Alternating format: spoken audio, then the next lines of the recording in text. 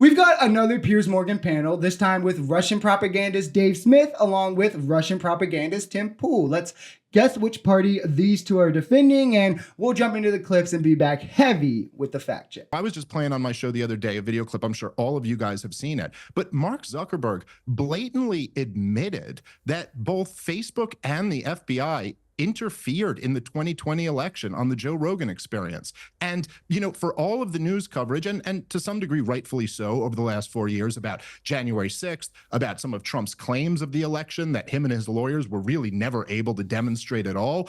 But how about that admission that the FBI came and told Facebook, be prepared for a Russian dump that's coming soon. And then when the laptop came out, you have 50 plus intelligence officers signing on to this letter saying that this is the Russian disinformation. And he admitted to censoring people for that. I mean, this is like blatant election interference by the FBI and one of the biggest tech companies out there. Who would be surprised if I told you he is completely fabricating everything he said about his recount of what happened here? So let's just expose him, right? First, Mark Zuckerberg never said the FBI pressured him to censor anything or admitted that they interfered in the 2020 election in any way, like Dave Smith is telling here. Zuckerberg pointed out how the FBI reached out to him to warn him of a story that could potentially be Russian misinformation. That was all. They told him from there, hey, just watch out, but do as you will. And guess what? That's literally just the norm. Now, if you want to talk about DOJ overreach, the only DOJ that has actually pressured a social media company to take a post down or censor a post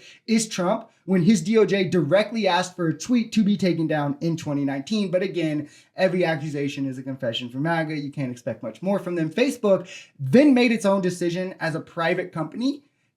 Conservatives want private companies to have all the power when they're deciding they don't want to serve like gay people or something. But as soon as it gets to like, oh, well, you know, fuck a conservative, if they have a problem with it, it doesn't really make sense here. Which again, Facebook didn't even ban the article. They limited its reach for 7 days until fact checkers could verify it. It was then made unlimited well before the election. So again, nothing burger here. And the 51 intelligence officials never called the story Russian misinformation, like without a doubt, or just said it was absolutely Russian misinformation. They actually, in their letter, which I know none of MAGA has ever read, they literally just speak on this from the lens of how Trump talks about it. They express multiple times in this letter. If you had read the letter, these people would never say this. They would never say this because they would show how stupid they are, because they claim multiple times they don't know if this is Russian information. They even straight out say, we don't have hard evidence that this is Russian misinformation, but they say we do have multiple reasons that lead us to believe, based on our experience,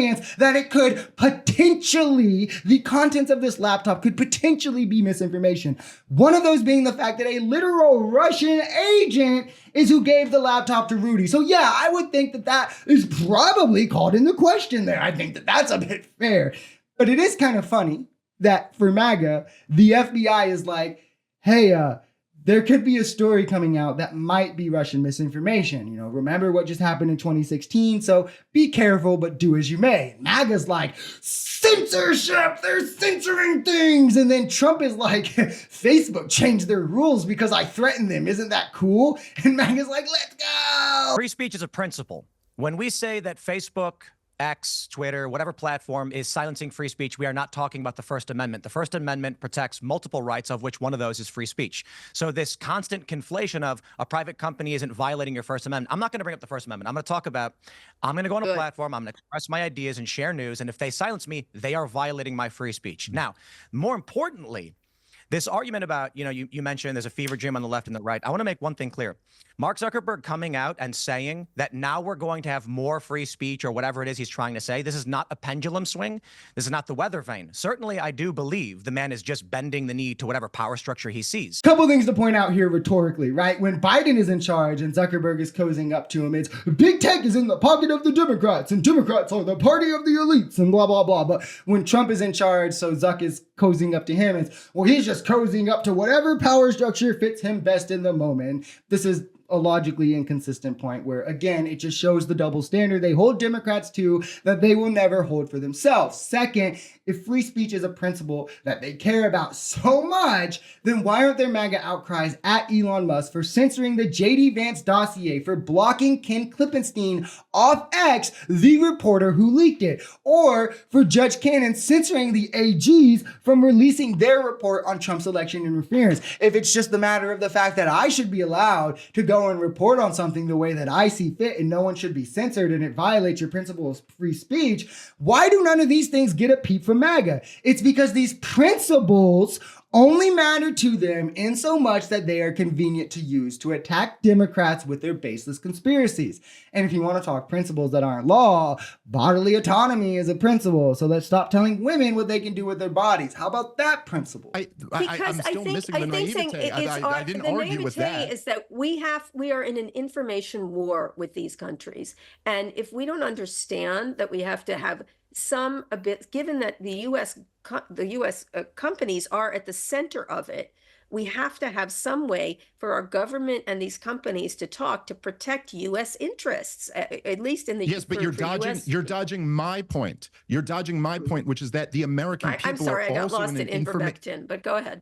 Go ahead. Sure. I'm teasing you. Okay. All right, fine. Well, my point is that American people are also in an information war with our own government. And that has actually been the most dangerous enemy in this information war over the last 25 years. And so the most dangerous are powerful private interests that are interested in their own self-interest. The government is not it's like when the Hollywood people are fighting with each other with the Hollywood companies. Yeah, this is the Kremlin talking. I just want to be clear pointing these out so people can tell when those clearly influenced by the talking points of Russia are trying to comment on our political sphere. It's always never deny, never say, oh, Russia good, right? That's a losing battle. That's easy to lose. Just continuously point out what America does, how America bad. Like, oh yeah, I don't deny like Russians might be trying to infiltrate our media sphere and politics, like maybe, but what the American government is doing is far worse and more dangerous. Like this is quite literally the Kremlin speaking. And to be clear on the comparison here being made, he's stating that Russians paying hundreds of influencers thousands, if not tens of thousands, if not hundreds of thousands, if not millions of dollars to spread propaganda that favors Russian interests, hacking the DNC and leaking their emails in 2016, putting Russian bots on social media to prop up the candidate of their choice in our political sphere and trying to interfere in our private sectors is less dangerous than the FBI telling Facebook, hey, this story could potentially be Russian misinformation. That is the claim this guy is making, just to put in perspective how batshit crazy Kremlin talking points are. Like, the biggest danger to us is obviously foreign interests infiltrating our sphere and acting on their own best interests instead of ours. It's not very America first of you, my guy, to say that foreign interference and foreign agents are way less of a threat than America. Like, if you don't think this, it's one of three things, right? You're one of those people, one of these people with foreign interests. You're influenced directly by foreign interests, or you get your information from someone who is, like Dave Smith or Tim Pool.